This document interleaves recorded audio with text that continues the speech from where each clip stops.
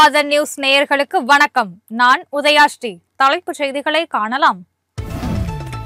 தமிழகத்தில் நிலவும் பிரச்சனைகள் குறித்து பேசவே அமித்ஷாவுடன் சந்திப்பு. எடப்பாடி பழனிசாமி விளக்கம்.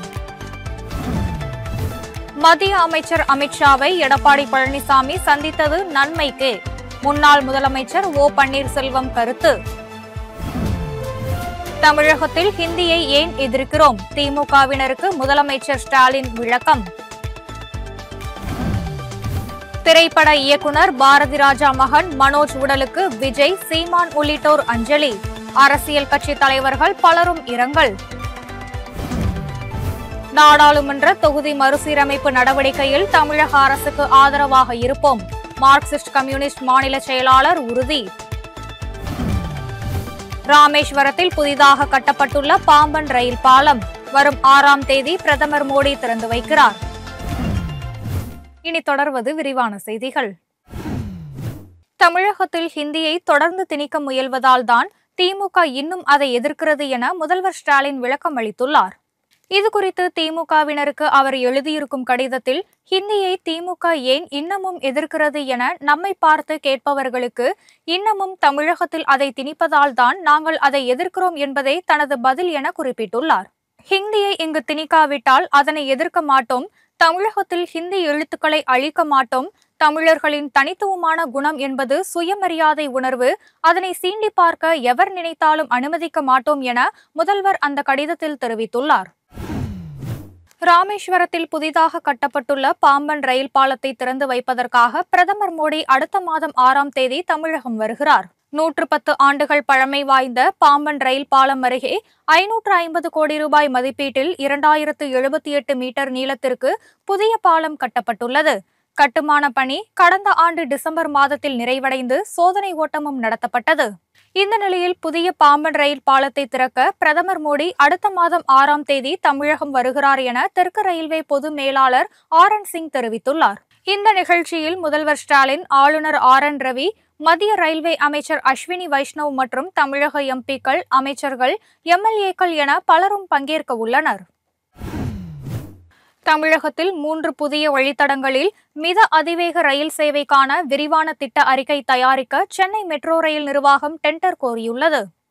தமிழ்நாட்டில் மணிக்கு 160 கிலோமீட்டர் வேகத்தில் இயங்கும் மித அதிவேக ரயில் சேவையை உருவாக்கிட தேவையான விரிவான சாத்தியக்கூறு ஆய்வுகள் சென்னை மெட்ரோ ரயில் நிறுவனத்தால் மேற்கொள்ளப்படும் என்று தமிழக பட்ஜெட்டில் அறிவிக்கப்பட்டது. அதன்படி சென்னை விழுப்புரம், சென்னை வேலூர் மற்றும் கோவை சேலம் ஆகிய 3 வழித்தடங்களில் மித அதிவேக ரயில் சேவையை உருவாக்கிட விரிவான சாத்தியக்கூறு அறிக்கையை தயார் செய்வதற்கான டெண்டரை சென்னை மெட்ரோ ரயில் நிறுவனம் வெளியிட்டுள்ளது. மத்திய அமைச்சர் அமித்ஷாவை எடப்பாடி பழனிசாமி சந்தித்தது குறித்த கேள்விக்கு எல்லாம் நன்மைக்கே என்று முன்னாள் முதலமைச்சர் ஓ பன்னீர்செல்வம் பதிலளித்துள்ளார். மத்திய உள்துறை அமைச்சர் அமித்ஷாவை அதிமுக பொதுச் செயலாளர் எடப்பாடி பழனிசாமி தலைமையிலான அக்கட்சியின் மூத்த தலைவர்கள் குழு டெல்லியில் சந்தித்து பேசியது. அடுத்த ஆண்டு தமிழக சட்டமன்ற தேர்தல் நடைபெற இருப்பதால் அதிமுக, பாஜக கூட்டணி தொடர்பாக அப்போது பேச்சுவார்த்தை நடத்தப்பட்டதாக கூறப்படுகிறது. எனினும் இதனை எடப்பாடி பழனிசாமி மறுத்துவிட்டார். இந்த நிலையில் சென்னையில் செய்தியாளர்களுக்கு பேட்டியளித்த முன்னாள் முதலமைச்சர் ஓ பன்னீர்செல்வத்திடம் அமித்ஷாவுடனான அதிமுக தலைவர்கள் சந்திப்பு குறித்து கேள்வி எழுப்பிய போது எல்லாம் நன்மைக்கே என அவர் ஒற்றை வார்த்தையில் பதிலளித்தார். நடிகர் மனோஜ் உடலுக்கு நடிகர் விஜய், சீமான் உள்ளிட்டோர் நேரில் சென்று அஞ்சலி செலுத்தினர். இயக்குனர் பாரதி ராஜாவின் மகனும் நடிகருமான மனோஜ் மாரடைப்பு காரணமாக நேற்று முன்தினம் காலமானார். அவரது மறைவுக்கு திரையுலகினரும் அரசியல் பிரபலங்களும் ஆழ்ந்த இரங்கலை தெரிவித்தனர். மனோஜ் உடலுக்கு அஞ்சலி செலுத்தும் விதமாக சென்னை நீலாங்கரையில் உள்ள பாரதி ராஜாவின் இல்லத்தில் மனோஜின் உடல் வைக்கப்பட்டு இருந்தது. திரைப்பட நடிகரும் தமிழக வெற்றி கழக தலைவருமான விஜய் நேரில் சென்று அஞ்சலி செலுத்தினார். பாரதி ராஜாவுக்கு அப்போது ஆறுதல் கூறினார். இதேபோல் நாம் தமிழர் கட்சி ஒருங்கிணைப்பாளர் சீமான் உள்ளிட்டோரும் நேரில் சென்று மனோஜின் உடலுக்கு அஞ்சலி செலுத்தினர். மாலையில் மனோஜின் உடல் அடக்கம் செய்யப்பட்டது.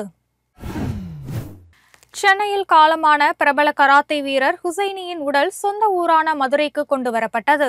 இன்று மாலை அவரது உடல் அங்கு அடக்கம் செய்யப்படுகிறது.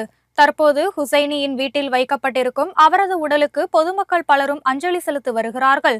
புற்றுநோயால் பாதிக்கப்பட்டிருந்த ஹுசைனி சென்னையில் நேற்று காலமானார். நாடாளுமன்ற தொகுதி மறுசீரமைப்பு தொடர்பாக தமிழக அரசு மேற்கொள்ளும் நடவடிக்கைக்கு மார்க்சிஸ்ட் கம்யூனிஸ்ட் கட்சி ஒத்துழைப்பு வழங்கும் என அக்கட்சியின் மாநில செயலாளர் சண்முகம் தெரிவித்துள்ளார். மார்க்சிஸ்ட் கம்யூனிஸ்ட் கட்சியின் 24வது அகில இந்திய மாநாடு வரும் 2ஆம் தேதி முதல் 6ஆம் தேதி வரை மதுரையில் நடைபெற உள்ளது. இதில் அகில இந்திய தலைவர்கள், தமிழக முதல்வர், கேரள முதல்வர் பினராயி விஜயன் உள்ளிட்ட ஏராளமான தலைவர்கள் பங்கேற்கிறனர். நடிகர் விஜய் சேதுபதி, சமுத்திரக்கனி ஆகியோர் இதில் பங்கேற்கிறார்கள். இதுகுறித்து மதுரையில் செய்தியாளர்களுக்கு பேட்டியளித்த கட்சியின் மாநில செயலாளர் சண்முகம், சிபிஎம்மின் புதிய பொதுச் செயலாளர் இந்த மாநாட்டில் தேர்ந்தெடுக்கப்பட உள்ளதாக கூறினார். வரும் 29ஆம் தேதி முதல் 31ஆம் தேதி வரையிலான விடுமுறை நாட்களிலும் வருவாய்த்துறை இயங்கும் என சென்னை மாநகராட்சி அறிவித்துள்ளது.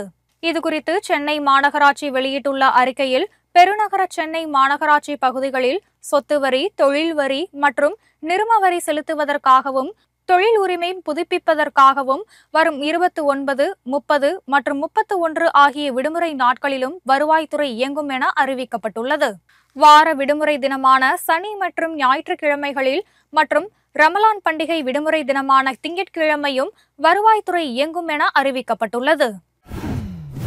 சென்னை சேப்பாக்கத்தில் நாளை மறுநாள் நடைபெறும் IPL கிரிக்கெட் போட்டியை காண செல்லும் ரசிகர்கள் தங்கள் டிக்கெட்டை பயன்படுத்தி மெட்ரோ ரயிலில் இலவசமாக பயணிக்கலாம் என்று தகவல் தெரிவிக்கப்பட்டுள்ளது.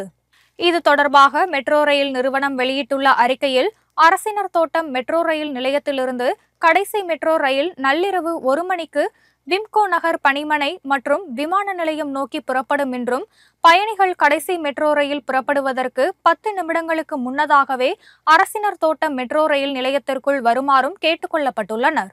நாளை மறுநாள் நடைபெறும் IPL போட்டியில் சென்னை சூப்பர் கிங்ஸ் மற்றும் ராயல் சேலஞ்சர்ஸ் பெங்களூரு அணிகள் மோதுகிறன. மதுரை மாவட்டம் திருப்பரங்குன்றம் மலை விவகாரம் தொடர்பாக பாஜக மாநில தலைவர் அண்ணாமலை மற்றும் ராஜா ஆகியோர் மீது சேலம் போலீசார் 6 பிரிவுகளின் கீழ் வழக்கு பதிவு செய்திருக்கிறார்கள். அண்ணாமலையும் பாஜகவின் மற்றொரு மூத்த தலைவரான ராஜாவும் கலவரத்தை தூண்டும் வகையில் தவறான தகவல்களை தெரிவித்ததாக சேலத்தைச் சேர்ந்த சமூக ஆர்வலர் பியூஷ் மனோஜ் சேலம் மாநகர காவல்துறையில் புகார் மனு அளித்திருந்தார். இது தொடர்பாக விசாரணை நடத்திய குற்றப்பிரிவு போலீசார் அண்ணாமலை மற்றும் ராஜா மீது வழக்கு பதிவு செய்தனர். மக்கள் மத்தியில் கலவரத்தை தூண்டும் நோக்கத்தில் செயல்பட்டது, குழுக்களாக இணைந்து வெறுப்பை விதைப்பது, வன்முறையை தூண்டும் விதமாக தவறான தகவலை பரப்புவது உள்ளிட்ட 6 பிரிவுகளின் கீழ் இந்த வழக்கு பதிவு செய்யப்பட்டுள்ளது. கோவை மாவட்டம் வால்பாறை பகுதியில் உள்ள ஒருவரது வீட்டில் மரத்தில் கத்திரிக்காய் காய்க்கும் அதிசயம் நடந்து வருகிறது. வால்பாறை அண்ணாநகர் பகுதியில் வசிக்கும் ஆறுமுகம் என்பவர் தனது வீட்டில் காய்கறி மற்றும் பழ வகைகளை சாகுபடி செய்து வருகிறார். கடந்த 6 மாதங்களுக்கு முன்பு அவர் நட்டு வைத்த ஒரு கத்திரிக்காய் செடி ஒரு மரம் போல் ஓங்கி வளர்ந்திருக்கிறது. அதில் கத்திரிக்காய் கொத்து கொத்தாய் காய்த்து இருக்கிறது. இதை பார்க்கும்போது மரத்தில் கத்திரிக்காய் விளைந்தது போல் அதிசயமாக தெரிகிறது. அப்பகுதி மக்கள் பலரும் இதை வியப்போடு பார்த்து செல்கிறார்கள். சென்னையில் ஆபரண தங்கத்தின் விலை இன்று சவரனுக்கு 80 ரூபாய் அதிகரித்துள்ளது. சென்னையில் தங்கம் விலை கடந்த மார்ச் 20ஆம் தேதி 66,480 ரூபாய்க்கு விற்பனையாகி புதிய உச்சம் தொட்டது. என்றாலும் அதற்கு அடுத்த நாட்களில் தொடர்ச்சியாக தங்கம் விலை குறைந்து வந்தது. கடந்த 5 நாட்களில் மட்டும் தங்கம் விலை சவரனுக்கு 1000 ரூபாய் குறைந்தது. நேற்று சவரனுக்கு 240 ரூபாய் குறைந்து 65,480 ரூபாய்க்கு விற்பனையான நிலையில் இன்று சவரனுக்கு 80 ரூபாய் அதிகரித்து 65,560 ரூபாய்க்கு விற்பனையாகிறது. இத்துடன் இந்த செய்திகள் நிறைவடைகின்றன. செய்திகளை உடனுக்குடன் தெரிந்து கொள்ள இணைந்திருங்கள் ஆதனுடன்.